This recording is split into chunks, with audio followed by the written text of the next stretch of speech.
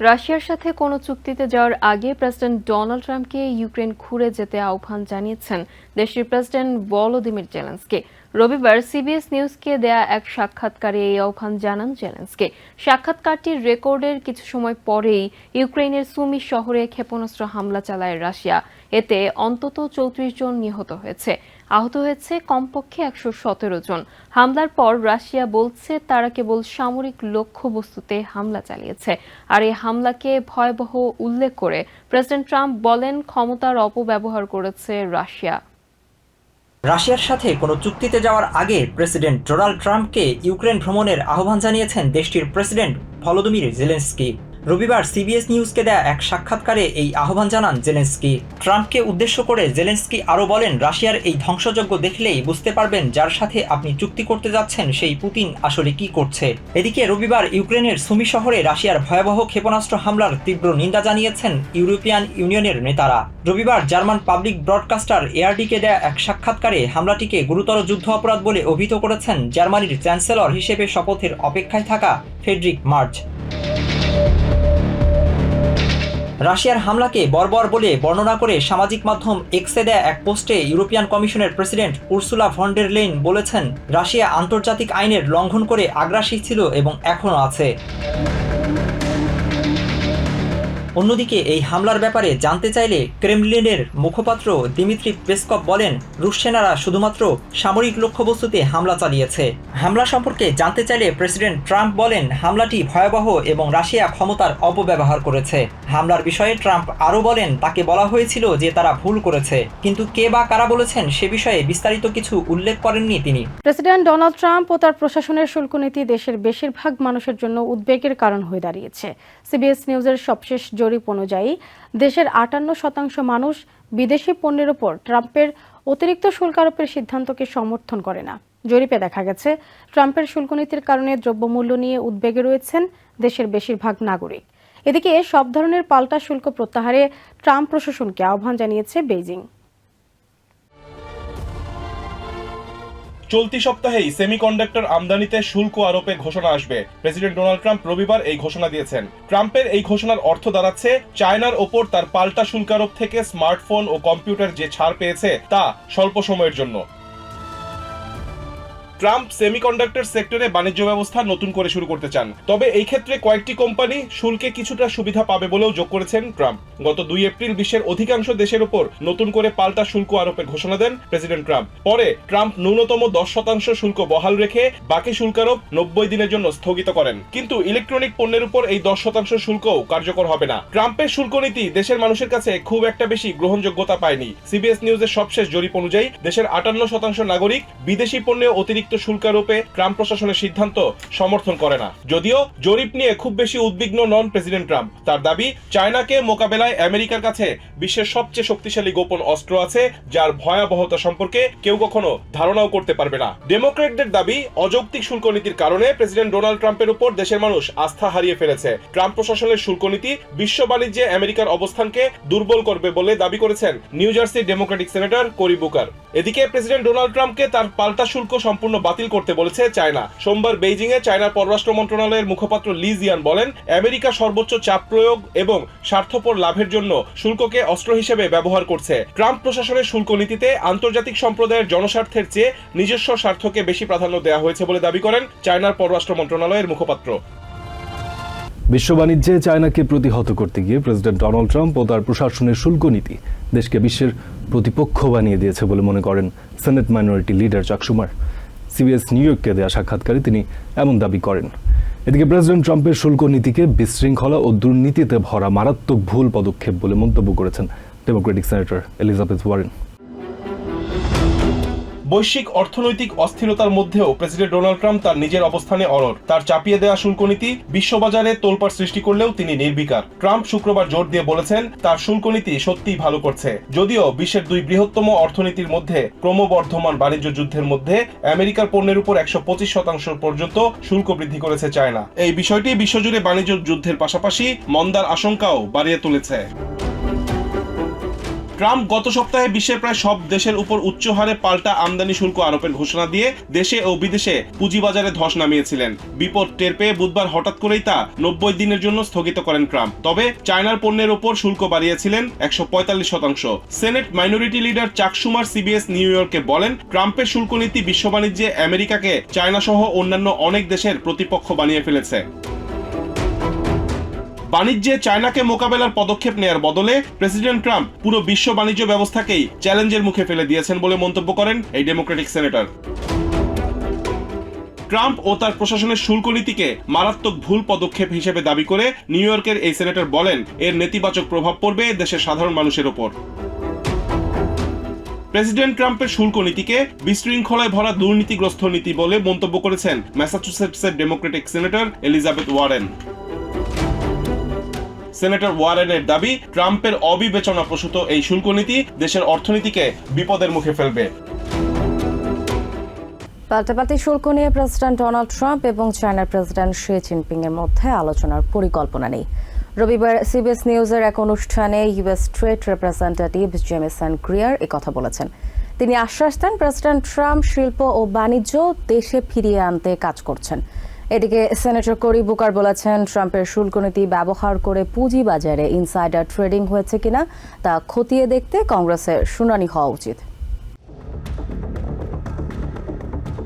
America ও চায়নার মধ্যে শুল্ক নিয়ে সম্পর্কের অবনতির জন্য চায়নাকেই দুষলেন US trade representative ambassador Jamieson Greer. CBS এর ফেস দ্য নেশন অনুষ্ঠানে গ্রিয়ার অভিযোগ করেন, অধিকাংশ দেশ পাল্টা ব্যবস্থা না নিয়ে আমেরিকার সাথে বাণিজ্য আলোচনাতে আগ্রহী, কিন্তু চায়না পাল্টা শুল্ক আরোপ করেছে। গ্রিয়ার আশ্বাস দিয়ে বলেন, প্রেসিডেন্ট ট্রাম্প শিল্প ও বাণিজ্য দেশে ফিরিয়ে আনতে নিরলসভাবে কাজ করে যাচ্ছেন। তবে চলমান বাণিজ্য পরিস্থিতি নিয়ে এই মুহূর্তে প্রেসিডেন্ট ডোনাল্ড ট্রাম্প ও চায়নার প্রেসিডেন্ট শি জিনপিং এর মধ্যে আলোচনার কোনো পরিকল্পনা নেই বলে জানিয়েছেন গ্রিয়ার। প্রেসিডেন্ট ট্রাম্প তার পাল্টা শুল্ক 90 দিনের জন্য স্থগিত করেছেন। এ বিষয়ে তার পরবর্তী পদক্ষেপ কী হতে পারে এমন প্রশ্নের জবাবে ইউএস ট্রেড রিপ্রেজেন্টেটিভ বলেন, শুল্ক ঘোষণার আগে থেকে বিভিন্ন দেশের সাথে বাণিজ্য নিয়ে আমেরিকার আলোচনা চলছে। ন্যায্য বাণিজ্য নিশ্চিত করতে ঘড়ির কাঁটা ধরে প্রশাসন কাজ করে যাচ্ছে বলেও জানান তিনি। শুল্ক 90 দিনের জন্য স্থগিত করার ঠিক আগে শেয়ার কিনতে সামাজিক মাধ্যমে সবাইকে উৎসাহ দিয়েছিলেন ট্রাম্প। এই প্রসঙ্গে ডেমোক্রেটিক সেনেটর কোরি বুকার এনবিসিকে বলেন, শুল্ক নীতির মাধ্যমে পুঁজিবাজারে কোনো ইনসাইডার ট্রেডিং হয়েছে কিনা তা খতিয়ে দেখতে কংগ্রেসে শুনানি হওয়া উচিত। তিনি আরও বলেন, কংগ্রেসের কাজই হচ্ছে প্রেসিডেন্টের কার্যকলাপ পর্যবেক্ষণ করা। তাই প্রেসিডেন্টের আচরণ নিয়ে কংগ্রেসের শুনানি না হলে তাতে প্রশাসনেরই অবমূল্যায়ন হবে। ডিফেন্স সেক্রেটারি পেট হেগসেথ বলেছেন, ইরানকে কোনো অবস্থাতেই আর পরমাণু কর্মসূচি চালিয়ে যেতে দেবেন না প্রেসিডেন্ট ডোনাল্ড ট্রাম্প। ফক্স নিউজকে তিনি আরও বলেন, শান্তিপূর্ণ আলোচনায় কাজ না হলে সামরিক বল প্রয়োগে পিছপা হবে না আমেরিকা। বিশ্লেষকরা বলছেন, ইরানের সঙ্গে ট্রাম্প প্রশাসনের আলোচনার উদ্যোগ মধ্যপ্রাচ্য সংস্কারে গুরুত্বপূর্ণ পদক্ষেপ হিসেবে বিবেচিত হবে। প্রেসিডেন্ট ডোনাল্ড ট্রাম্প ইরান ও বিশ্ব শক্তির মধ্যে সম্পাদিত পারমাণবিক চুক্তি থেকে 2018 সালে আমেরিকাকে প্রত্যাহার করিয়ে নেন এবং দীর্ঘদিন ধরেই তিনি বলে আসছেন আরও ভালো একটি চুক্তি করা হবে। শনিবারের আলোচনা শুরুর আগ পর্যন্ত ইরান চুক্তিটির বিষয়ে আলোচনার প্রস্তাব প্রত্যাখ্যান করে এসেছে। আলোচনার জন্য দুই পক্ষ একই কক্ষে বসবে কিনা তাও স্পষ্ট হয়নি। তবে এই আলোচনাকে একটি চুক্তি করার পথে গুরুত্বপূর্ণ পদক্ষেপ হিসেবে দেখা হচ্ছে। ডিফেন্স সেক্রেটারি পিট হেগসেথ ফক্স নিউজকে জানান, ইরানকে পারমাণবিক কর্মসূচি থেকে বিরত রাখার বিষয়ে আপোষহীন প্রেসিডেন্ট ট্রাম্প। শান্তিপূর্ণ আলোচনার মাধ্যমেই প্রেসিডেন্ট ট্রাম্প সেটি করে দেখাতে পারবেন বলে মনে করেন সেক্রেটারি হেগসেথ। শান্তিপূর্ণ আলোচনার মাধ্যমে ইরান পরমাণু চুক্তিতে সমঝোতায় পৌঁছানোর পথে না হাঁটলে প্রয়োজনে সামরিক শক্তি প্রয়োগ করা হবে বলেও হুমকি দেন ডিফেন্স সেক্রেটারি। সাবেক House Judiciary chief counsel Julian Epstein Fox নিউজকে বলেন, ট্রাম্প প্রশাসনের সঙ্গে ইরানের আলোচনা মধ্যপ্রাচ্যের সবচেয়ে গুরুত্বপূর্ণ সংস্কারের ইঙ্গিত হতে পারে। পেনসিলভেনিয়ার গভর্নর জশ শাপিরোর বাড়িতে আগুন দেওয়ার ঘটনায় একজনকে গ্রেফতার করা হয়েছে।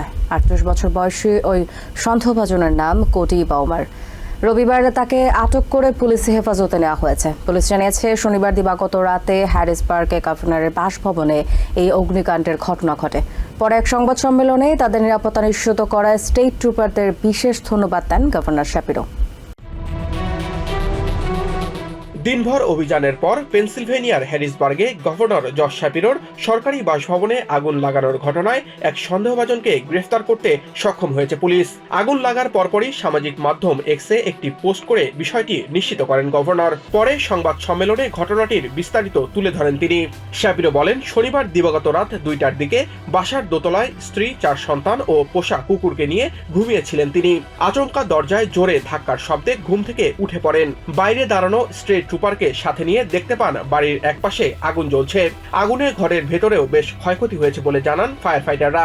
পরে স্টেট ট্রুপারদের সহায়তায় শ্যাপিরো পরিবারকে সেখান থেকে দ্রুত সরিয়ে নেওয়া হয়। তবে পরিবারের সবাই অক্ষত আছে বলেও জানায় শ্যাপিরো।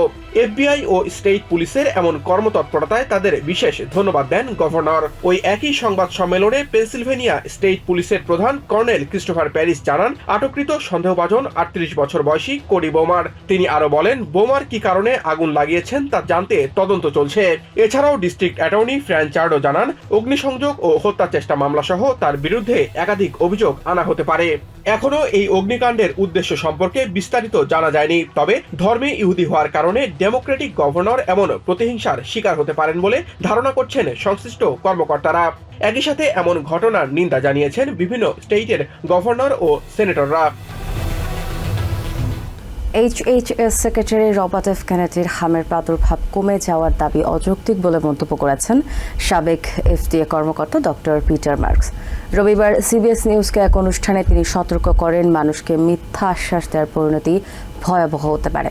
এদিকে CDCর এক রিপোর্টে জানা যায়, এই পর্যন্ত দেশে হাম আক্রান্ত রোগীর সংখ্যা 700 ছাড়িয়ে গেছে। যদিও কার্যকরভাবে টিকাদান কর্মসূচির মাধ্যমে দেশ থেকে পুরোপুরি নির্মূল করা হয়েছিল এই ভাইরাস। হামের প্রাদুর্ভাব কমে গিয়েছে এবং নতুন গবেষণা সেপ্টেম্বরের মধ্যে অটিজম মহামারীর কারণ খুঁজে বের করবে। গত সপ্তাহে Health and Human Services secretary Robert F Kennedy জুনিয়রের এমন দাবির পর সাবেক ফুড অ্যান্ড ড্রাগ অ্যাডমিনিস্ট্রেশন কর্মকর্তা ডক্টর পিটার মার্কস সতর্ক করে দিয়ে বলেছেন, মানুষকে মিথ্যা আশ্বাস দেওয়া উচিত নয়। রবিবার CBS নিউজের এক অনুষ্ঠানে একথা বলেন তিনি। CDCর দেওয়া রিপোর্টে দেখা গেছে, এখন পর্যন্ত হাম আক্রান্তের সংখ্যা 700 ছাড়িয়ে গেছে। একসময় কার্যকরভাবে ব্যাপক টিকাদান কর্মসূচির কারণে দেশ থেকে পুরোপুরি নির্মূল করা এই ভাইরাস এখন 2 ডজন স্টেটে ছড়িয়ে পড়েছে। এ অবস্থায় গত বৃহস্পতিবার CBS নিউজকে দেয়া এক সাক্ষাৎকারে HHS সেক্রেটারি তার আগের বক্তব্য থেকে সরে এসে বলেন, দেশের মানুষদের MMR টিকা নেওয়া উচিত। তবে কেউ যদি টিকা নিতে না চায় তবে তাকে বাধ্য করা হবে না। কেনেডির এই বক্তব্যকে অযৌক্তিক দাবি করে মার্কস বলেন, শিশুদের ঝুঁকিতে ফেলার কোনো মানে নেই। টিকা মৃত্যু ঘটায় না এবং অটিজমও সৃষ্টি করে না। অন্যদিকে ফক্স নিউজকে দেয়া এক সাক্ষাৎকারে HHS সেক্রেটারি কেনেডি অটিজম নিয়ে 14টি গবেষণা খারিজ করে দিয়ে অটিজমকে পরিবেশগত বিষ বলে উল্লেখ করেছিলেন। এ বিষয়ে ডক্টর মার্কস বলেন, বেশ কিছু গবেষণায় দেখা গেছে জিন অটিজমের ক্ষেত্রে অবদান রাখতে পারে। এদিকে অটিজম এবং টিকার মধ্যে যোগসূত্র বিশ্লেষণের জন্য একজনকে নিয়োগ দিয়েছেন HHS সেক্রেটারি JFK। নিয়োগ পাওয়া ডেভিড গাইয়ার নামে ওই ব্যক্তিকে 2011 সালে লাইসেন্স ছাড়া চিকিৎসা প্রদানের জন্য অভিযুক্ত করেছিল মেরিল্যান্ড স্টেট। প্রেসিডেন্ট ডোনাল্ড ট্রাম্পকে হত্যার পরিকল্পনায় জড়িত সন্দেহে এক কিশোরকে আটক করেছে ফেডারেল তদন্তকারীরা। তার নাম নিকিটা কাসাপ। রবিবারে প্রকাশিত আদালতের নথি অনুযায়ী ট্রাম্পকে হত্যা চেষ্টার অংশ হিসেবে প্রথমে কাসাপ তার বাবা মাকে হত্যা করে। উইসকনসিনের ওয়াকেশা শহরের বাসিন্দা 17 বছর বয়সী এই কিশোর গত 22 ফেব্রুয়ারি ক্যানসাসে পুলিশের হাতে আটক হয়। ওয়াকেশা পুলিশ জানায়, নিও-নাৎসি মতাদর্শ অনুসরণকারী কাসাপ ড্রোন ও বোমা ব্যবহার করে ট্রাম্পকে হত্যার পরিকল্পনা করে। প্রেসিডেন্ট ডোনাল্ড ট্রাম্পকে হত্যা করে সরকারের পতনের পরিকল্পনা করেছিল উইসকনসিনের 17 বছর বয়সী কিশোর নিকিটা কাসাপ। অবাধে সেই পরিকল্পনা বাস্তবায়নের জন্য 11 ফেব্রুয়ারি প্রথমে নিজের সৎ বাবা ডোনাল্ড মেয়ার এবং মা তাতিয়ানা কাসাপকে গুলি করে হত্যা করে সে। উইসকনসিনের ওয়াকেশা শহরের বাসিন্দা এই কিশোর নিজের বাবা মার মৃতদেহের সাথে নিজ বাড়িতেই 1 সপ্তাহেরও বেশি সময় ধরে বসবাস করেছিল। পরে বাবার পিস্তল, গাড়ি, ক্রেডিট কার্ড, নগদ টাকা আর মায়ের গহনা নিয়ে বাড়ি থেকে পালায় ছেলেটি। 22 ফেব্রুয়ারি ওয়াকেশা পুলিশ কাসাপের বাড়িতে তার বাবা মার মৃতদেহের সন্ধান পায়। সেই দিনই সন্ধ্যায় ক্যানসাসে পুলিশের হাতে গ্রেপ্তার হয় কাসাপ। ওয়াকেশা পুলিশ ঘটনা তদন্ত শুরু করতেই বেরিয়ে আসে রোমহর্ষক সব তথ্য। এরপর তদন্তে যোগ দেয় FBI। কাসাবের ফোন ঘেঁটে পুলিশ জানতে পারে ছেলেটি নিওনাজি গ্রুপ অর্ডার অব 9 এঞ্জেলসের মতাদর্শে প্রভাবিত হয়েই প্রেসিডেন্ট ট্রাম্পকে হত্যার পরিকল্পনা করেছিল। পুলিশের হাতে ধরা পড়ার আগে হিটলারের অন্ধভক্ত এবং বর্ণবাদী মতাদর্শের অনুসারী কাসাব ড্রোন আর বোমা ব্যবহার সম্পর্কে জানতে ইন্টারনেট ব্যবহার করেছিল বলে জানায় ফেডারেল তদন্তকারীরা। মেসেজিং অ্যাপ টেলিগ্রামে কাসাব নিওনাজি গ্রুপের সদস্যদের কাছে জানতে চেয়েছিল ট্রাম্পকে হত্যার পর ইউক্রেনে পালিয়ে গিয়ে সাধারণ জীবনযাপন করা যাবে কিনা, কিন্তু কোনো পরিকল্পনাই সফল হলো না তার। প্রেসিডেন্ট ট্রাম্পকে হত্যা চেষ্টার অভিযোগ ছাড়াও কাসাবের বিরুদ্ধে 9টি ফেলোনি চার্জ এবং 2টি ফেডারেল চার্জ দায়ের করা হয়েছে। আইনি প্রক্রিয়ার অংশ হিসেবে কাসাবকে আগামী 7 মে ওয়াকেশা কোর্টে হাজির করা হবে। এনার্জি সেক্রেটারি ক্রিস রাইট জানিয়েছেন, জ্বালানি খাতে পরমাণু শক্তির ব্যবহারে সহায়তা দিতে চলতি বছরের শেষ দিকে সৌদি আরবের সাথে ট্রাম্প প্রশাসনের চুক্তি হতে যাচ্ছে। রবিবার রিয়াদে এক সংবাদ সম্মেলনে তিনি আরও জানান, ইউরেনিয়ামের খনিজ সম্পদের সমৃদ্ধ সৌদি আরব পারমাণবিক শক্তি উৎপাদনে আগ্রহ প্রকাশ করেছে। মে মাসে প্রেসিডেন্ট ডোনাল্ড ট্রাম্পের সৌদি সফরের সময় দুই দেশের মধ্যে জ্বালানি চুক্তি স্বাক্ষরের প্রস্তুতি চলছে বলেও জানান তিনি। ইরানকে কোনোভাবেই পারমাণবিক অস্ত্রধারী দেশ হতে দেয়া হবে না বলে হুঁশিয়ারি দেন right.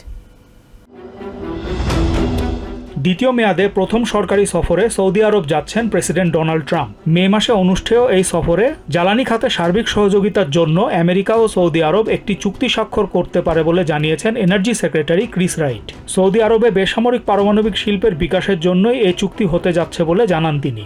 We're continuing dialogues about how best to cooperate, United States and Saudi Arabia, to ultimately build a commercial nuclear power industry in the Kingdom of Saudi Arabia. রিয়াদে এক সংবাদ সম্মেলনে রাইট আরও জানান, সৌদি আরব ইউরেনিয়ামের মতো খনিজ সম্পদে সমৃদ্ধ, তাই দেশটি পারমাণবিক শক্তি শিল্প স্থাপনে আমেরিকার কাছে আগ্রহ প্রকাশ করেছে। So Saudi Arabia has resources here, mineral resources including uranium, and it has a desire to expand even further its energy production via commercial nuclear power.